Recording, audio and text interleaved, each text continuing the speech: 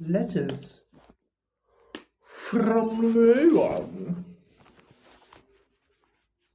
Notice, or rather I'll point it out for you and you'll have to take my word for it. From isn't capitalized.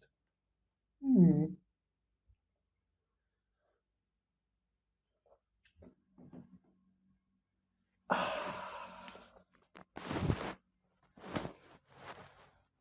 thought this was set in Halloween, not fucking Valentine's. Hey.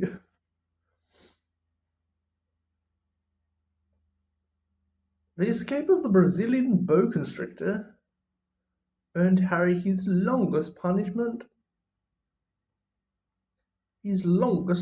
punishment. By the time he was allowed out of his cupboard again, the summer holidays had started, and Dudley had already broken in his new cine camera, crashed his remote control airplane, and first time on his racing bike.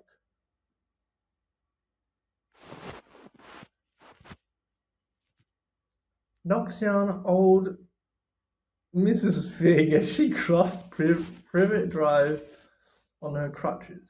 Harry was glad school was over, but there was no escaping the Dudley's gang, who visited the house every single day. Pierce, Dennis, Malcolm, and Gordon were all big and stupid. But as Dudley was the biggest and stupidest of the lot, he was the leader. The rest of them were all quite happy to join in Dudley's favourite sport, Harry hunting. This was why Harry spent as much time as possible out of the house, wandering around and thinking about the end of the holidays, where he could see a tiny ray of hope. When September came, he would be going off to secondary school, and, for the first time in his life, he wouldn't be with Dudley. Dudley had a place at Uncle Vernon's old school Smeltings. Pierce Polkus was going there too. Harry, on the other hand, was going to Stonehall High, the local comprehensive. Dudley thought this was very funny. They stuffed people's heads down the toilet the first day at Stonewall, he told Harry. Want to come upstairs and practice? No thanks. The poor toilet's never had anything as horrible as your head down it. You might be sick. Then he ran before Dudley could work out what he'd said. One day in July, Aunt Petunia took Dudley to London to buy his Smeltings uniform, leaving Harry at Mrs. Fig's. Mrs. Fig wasn't as bad as usual. It turned out she'd broken her leg, tripping over one of her cats, and she didn't seem quite as fond of them as before. She let Harry watch television and gave him a bit of chocolate cake. It tasted as though she had it for several years. That evening, Dudley paraded around the living room for the family in his brand new uniform. Smeltings boys wore maroon tailcoats, orange knickerbockers, and flat straw hats called boaters. They also carried knobbly sticks used for hitting each other while the teachers weren't looking. This was supposed to be good training for later life. As he looked at Dudley in his knickerbockers, Uncle Vernon said gruffly that it was the proudest moment of his life. Aunt Petunia burst into tears and said couldn't believe it was Uncle Duddlikins. He looked so handsome and grown up. Harry didn't trust himself to speak. He thought two of his ribs might already have cracked from trying not to laugh. There was a horrible smell in the kitchen next morning when Harry went in for breakfast. It seemed to be coming from a large metal tub and sink. He went to have a look. The tub was full of what looked like dirty rags, swimming in grey water. "What's this?" he asked Aunt Petunia. Her lips tightened, as they always did if he dared to ask a question. "Your new school uniform," she said. Harry looked into the bowl again. "Oh," he said, "I didn't realize it had to be so wet." "Don't be stupid," snapped Aunt Petunia. "I'm dyeing some of these old things grey for you. It'll look just like everyone else's once I'm finished." Harry seriously doubted this, but thought it best not to argue. He sat down at the end of the table and tried not to think about what he was going to look on his first day at Stonewall High. Like he was wearing bits of old elephant skin, probably. Dudley and Uncle Vernon came in, both with wrinkled noses, because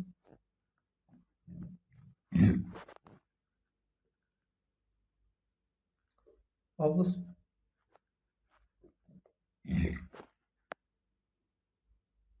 smell from Harry's new uniform.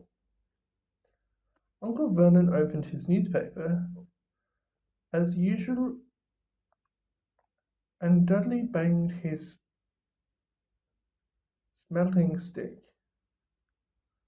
which he carried everywhere, on the table. They heard the click of the letterbox and flop of letters on the doormat. "Get the post, Dudley," said Uncle Vernon from behind his paper. "Make Harry get it." "Get the post, Harry." "Make Dudley get it." "Poke him with your smelting stick, Dudley." Harry dodged the smelting stick and went to get the post. Three things lay on the doormat: a postcard from Uncle Vernon's sister Marge, who was on holiday.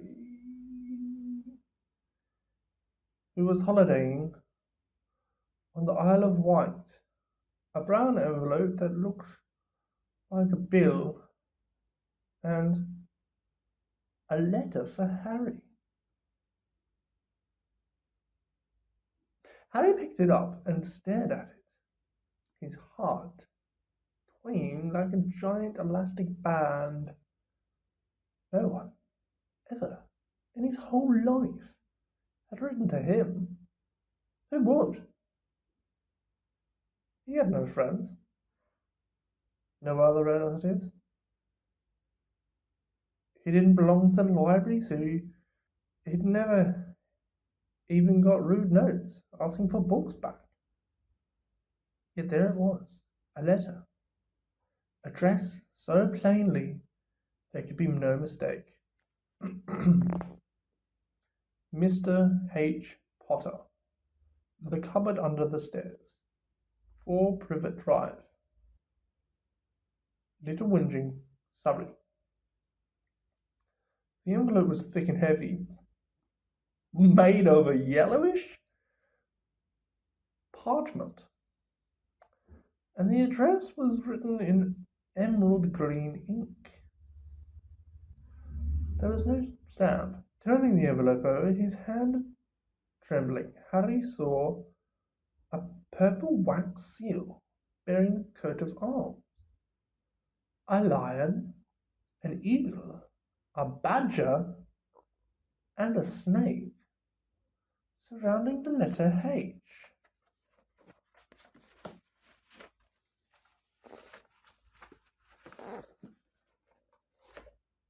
That but purple.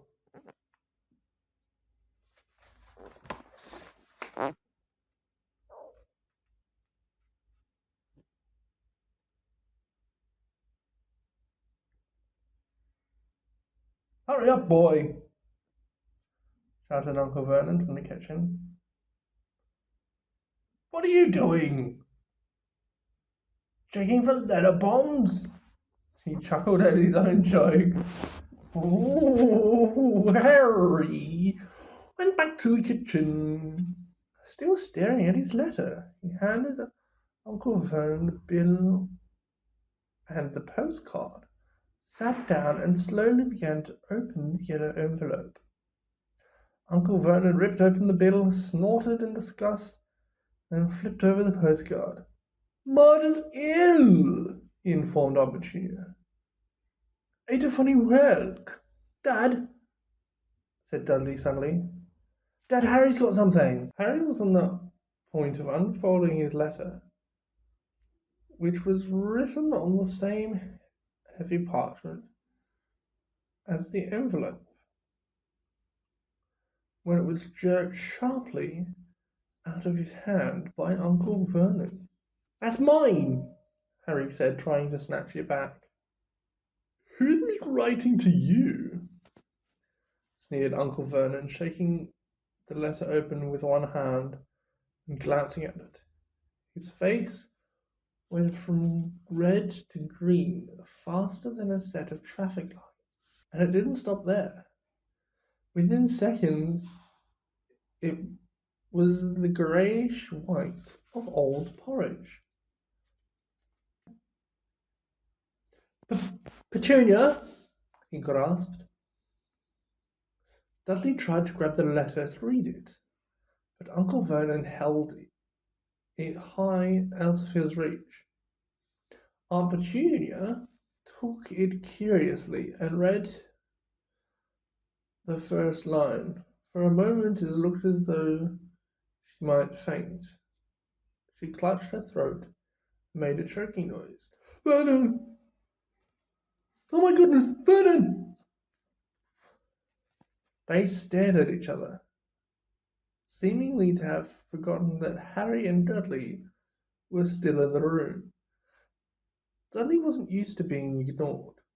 He gave his father a sharp tap on the head with his smelting stick.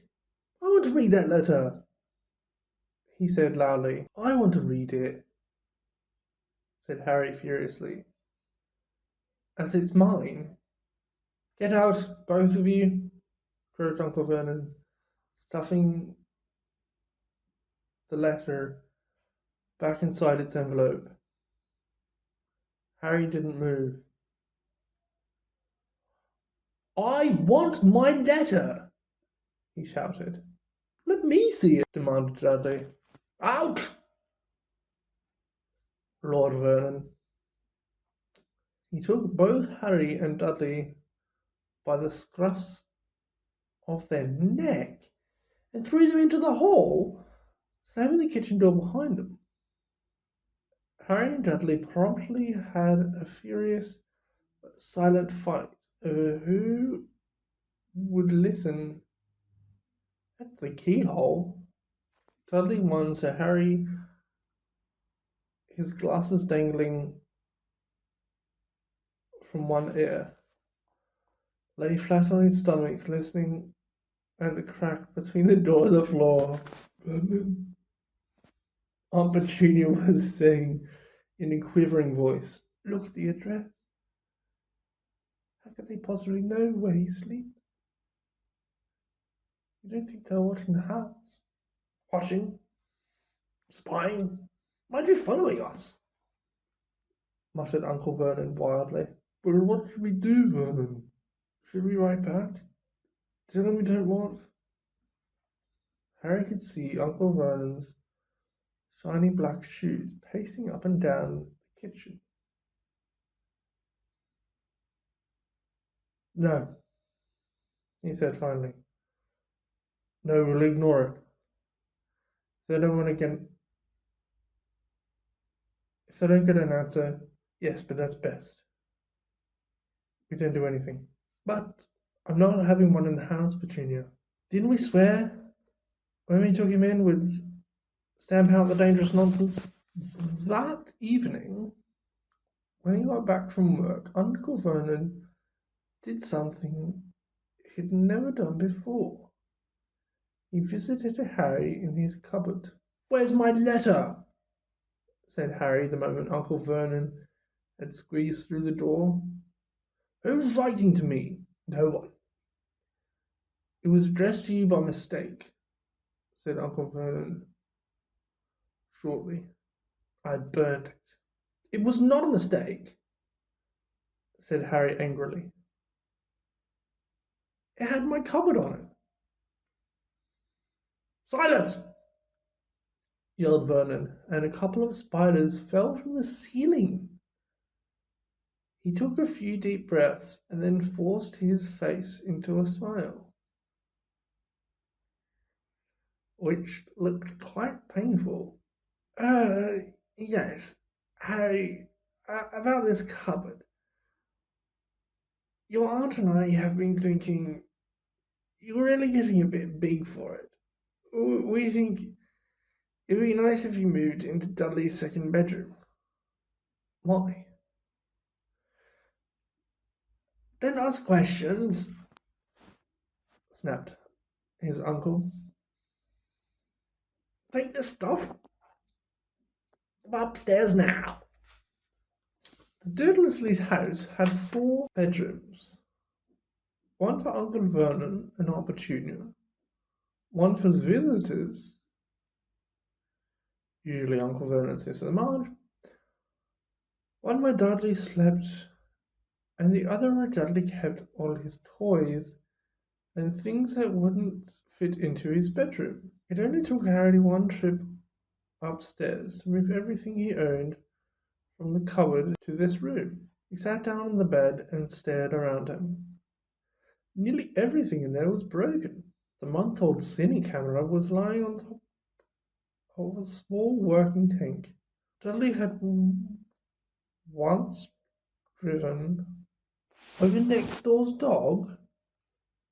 In the corner was Dudley's first ever television set, which he'd put his foot through when his favourite program had been cancelled.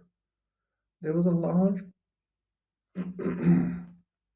birdcage which once held a parrot that Dudley had swapped at school for a real air rifle, which was up on the shelf at the end, all bent because Dudley had sat on it. Other shelves were full of books. There were only things in the room that looked as though they'd never been touched.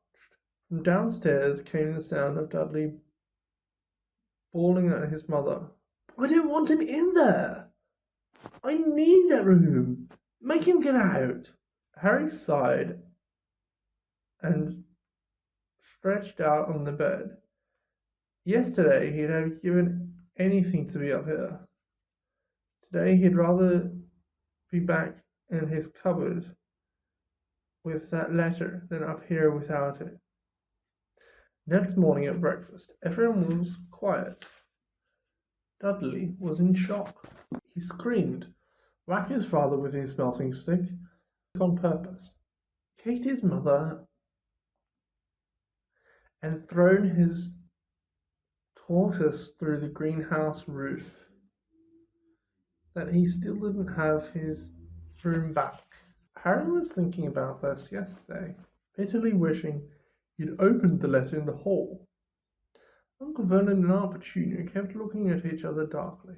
When the post arrived, Uncle Vernon, who seemed to be trying to be nice to Harry, made Dudley go and get it.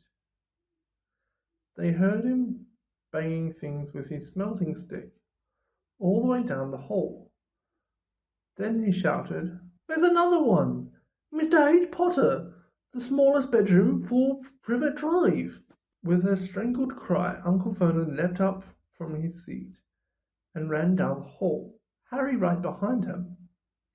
Uncle Vernon had to wrestle Dudley to the ground to get the letter from him, which was made difficult by the fact Harry had grabbed Uncle Vernon around the neck from behind after a minute of confused fighting in which everyone got hit a lot by the smelting stick. Uncle Vernon straightened up, gasping for breath, with Harry's letter clutched in his hands. "Go to your cupboard. I mean your bedroom," he wheezed at Harry. "Dudley, go! Just go!" Harry walked around and around his new room. Someone knew he had moved out of his cupboard, and they seemed to know he hadn't received his first letter. Surely that meant they'd try again, and this time he'd make sure they didn't fail. He had a plan. The repaired alarm rang at 6 o'clock the next morning. Harry turned it off quickly and dressed silently. He mustn't wake the Dursleys. He stole downstairs without turning on any of the lights. He's going to wait for the postman on the corner of Privet Drive and get the letters for number 4 first. His heart hammered as he crept across the dark hall towards the front door. Harry leapt into the air. He trotted on something big and squashy on the doormat, something alive. Lights clicked on upstairs, and to his horror, Harry realized that the big squishy something had been his uncle's face. Uncle Vernon had been lying at the foot of the front door, in a sleeping bag, clearly making sure that Harry didn't do exactly what he'd been trying to do.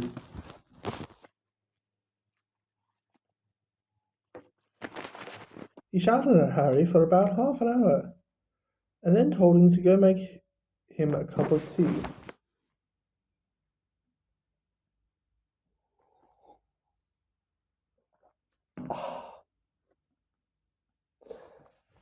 Heavy, very wine.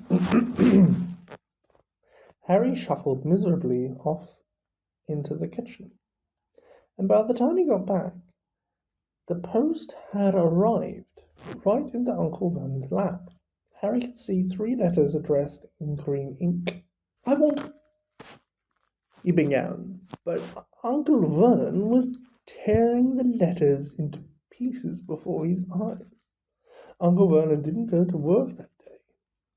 He stayed at home and nailed up the letterbox.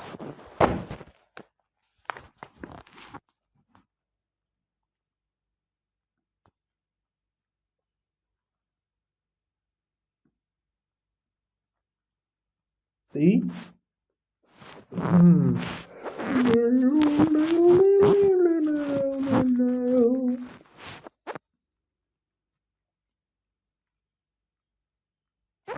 See?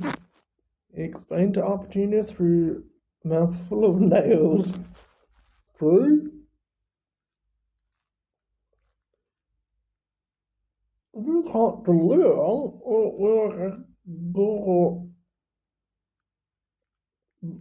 then give up.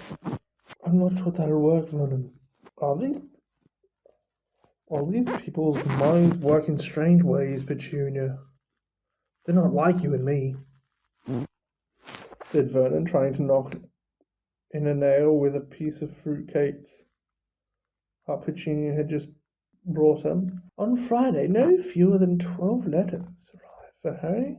As they couldn't go through the letterbox, they had been pushed under the door, slotted through the sides, and even forced through the small window in the downstairs toilet.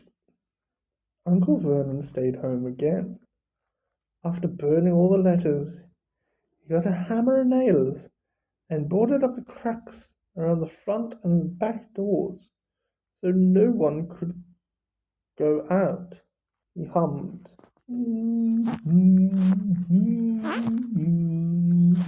Tiptoe through the tulips as he worked and jumped at small noises. On Saturday, things began to get out of hand. 24 letters to Harry found their way into the house, rolled up and hidden inside each of the 2 dozen eggs that their very confused milkman had handed Aunt Petunia through the living room window, while Uncle Vernon made furious telephone calls to the post office and the dairy trying to find someone to complain to. Aunt Petunia shredded the letters in her food mixer. Who on earth wants to talk to you this bad?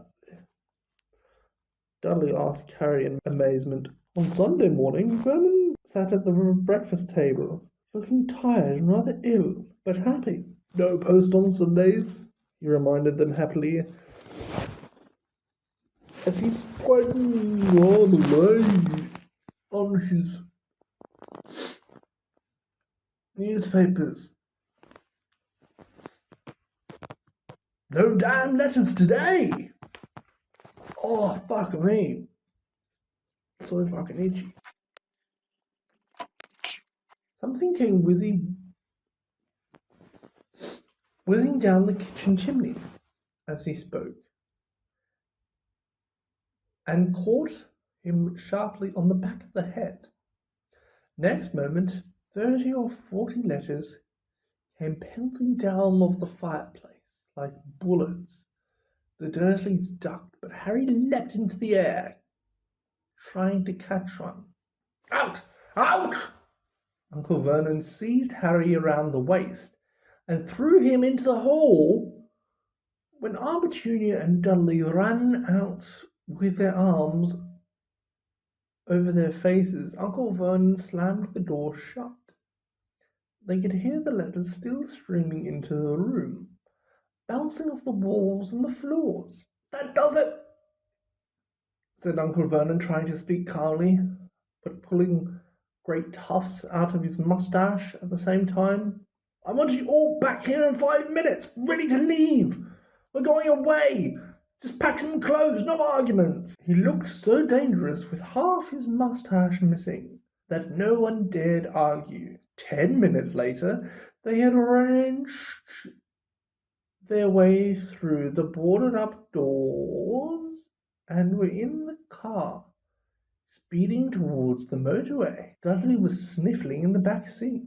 His father had hit him round the head for holding them up while he tried to pack his television, video, and computer in the sports bag. They drove and they drove. Even Aunt Petunia didn't dare ask where they were going. Every now and then, Uncle Vernon would take a sharp turning and drive in the opposite direction for a while. Shake 'em off, he would mutter whenever he did this. They didn't stop to eat or drink all that day. By nightfall, Dudley was howling. He'd never had such a bad day in his life. He was hungry. He missed 5 television programs he wanted to see, and he'd never gone so long without blowing up an alien on his computer. Uncle Vernon stopped at last outside a gloomy-looking hotel on the outskirts of a big city. Dudley and Harry shared a room with twin beds and damp, musty sheets. Dudley snored, but Harry stayed awake, sitting on the windowsill, staring down at the long lights of passing cars and wondering. We're on page 36, in case you're reading along with us. They ate stale cornflakes and cold tin tomatoes on toast for breakfast the next day. They had just finished when the owner of the hotel came over to their table. Excuse me, but was one of you Mr. H. Potter? Only I got about 100 of these at the front desk. She held... Oh, she... How the fuck was I supposed to know? Read a fucking head? She held up the letter so they could read the green-inked address. Mr. H. Potter, Room 17, Railview Hotel, Cokeworth. Harry made a grab at the letter, but Uncle Vernon knocked his hand out of the way. The woman stared. "I'll take them," said Uncle Vernon, standing up quickly and following her from the dining room. "Wouldn't it be better to just go home, dear?" Aunt Petunia suggested timidly, hours later. But Uncle Vernon didn't seem to hear her. Exactly what he was looking for, none of them knew. He drove them into the middle of a forest, got out, looked around, and shook his head, got back in the car, and off they went again. Same thing happened in the middle of a plowed field, halfway across a suspension bridge, and at the top of a multi-story car park.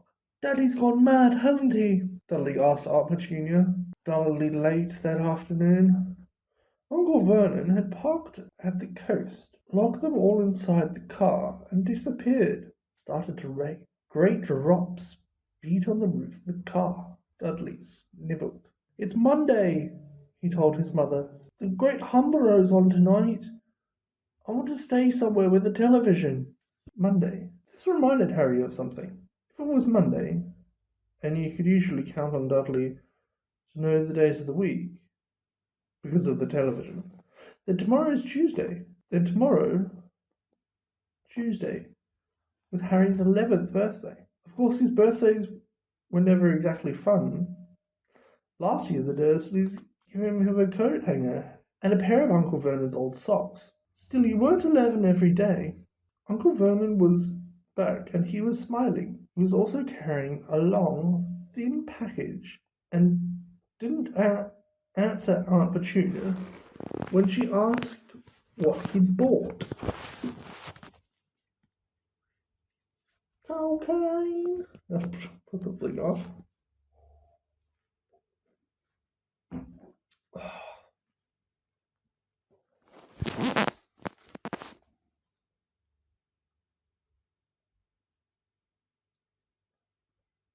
Found the perfect place. Come on, everyone, out. It was very cold outside the car. Uncle Vernon was pointing at what looked like a large rock way out to sea. Perched on top of the rock was the most miserable little shack you could imagine. One thing was certain, there was no television in there. "Storm forecast for tonight," said Uncle Vernon gleefully, clapping his hands together. "And this gentleman's kindly agreed to lend us his boat." A toothless old man came ambling up to them, pointing, with a rather wicked grin, at an old rowing boat bobbing in the iron-grey water below. "I've already got us some rations," said Uncle Vernon, "so all aboard." It was freezing in the boat. Icy seas, spray, and rain crept down their necks, and chilling wind whipped their faces. After what seemed like hours, they reached the rock, where Uncle Vernon, slipping and sliding, led the way to the broken-down house. Inside was horrible. It smelled strongly of seaweed. The wind whistled through the gaps in the wooden walls, and the fireplace was damp and empty. There were only 2 rooms. Uncle Vernon's rations turned out to be a packet of crisps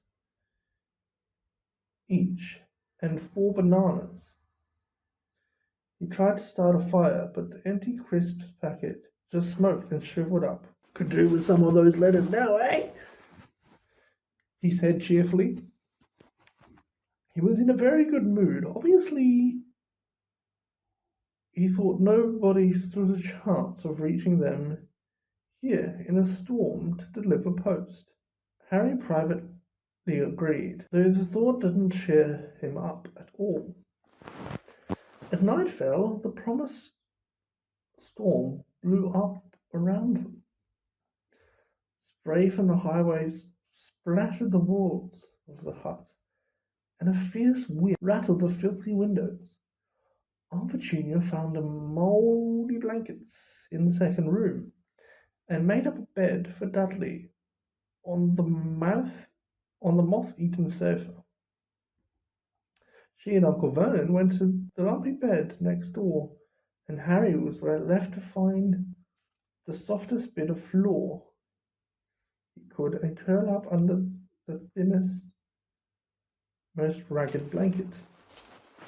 The storm raged more and more ferociously as the night went on. Harry couldn't sleep, shivered and turned over, trying to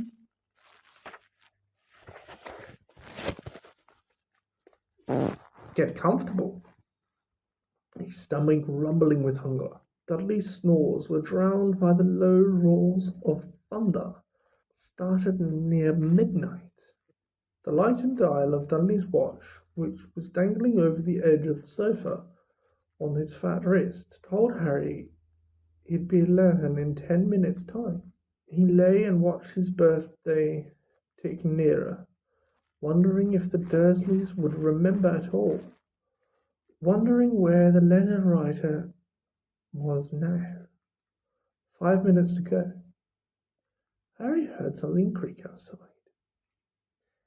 He hoped the roof wasn't going to fall in, although he might be warmer if it did. 4 minutes to go. Maybe the house in Privet Drive would be so full of letters when they got back that he'd be able to steal one somehow. 3 minutes to go. Was that the sea slapping hard on the rock like that? And 2 minutes to go. What was that funny crunching noise? Was the rock crumbling into the sea? 1 minute to go, and he'd be 11. 30 seconds, 20, 10, 9. Maybe he'd wake Dudley up, just to annoy him. 3, 2, 1. Boom! The whole shack shivered, and Harry sat bolt right up, staring at the door. Someone was outside, knocking to come in. Question? 2 questions, if you don't mind. What's with the asterisks?